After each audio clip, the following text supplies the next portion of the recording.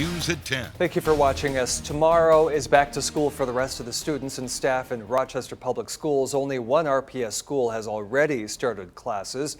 The learning model for most elementary students will be hybrid, while secondary students will do distance learning. But before the school bell rings, the school board has some last-minute details to iron out. Maria Bray is here with what the school officials want parents to know. Cam.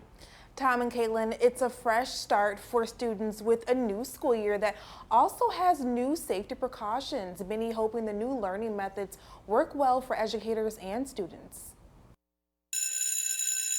The first day of school is always an exciting time for students. It'll feel pretty good because at least I'm still at school, but I'm also at home. Emma started classes at Longfellow Elementary in July and will now be joined by the rest of the district. I'll still have my homework to do, and I like homework. But in-school work will be a continued adjustment for students when learning at home. But educators are working to make sure student-to-student engagement remains high.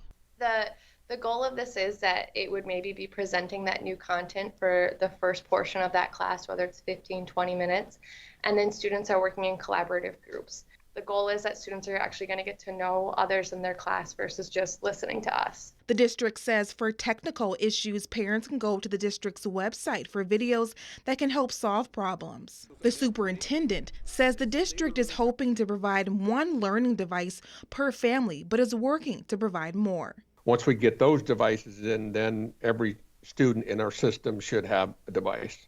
And then we're also working on what's the best way to provide internet access to those families that don't have that. And as parents have already received documents for COVID-19 precautions and classes, the school board chair shares this message to students. We have done the best to prepare our district to receive you and love you and care for you as we go forward this year. And as most elementary students are switching between online and in-class learning, many will be using the big yellow bus to get to school. There will be 128 buses running tomorrow morning to make sure social distancing is adhered to. State health official guidelines advise bus companies to only have 34 students on each bus. Bus drivers will have sanitation stations to clean their bus, and that's the only safety measure in place.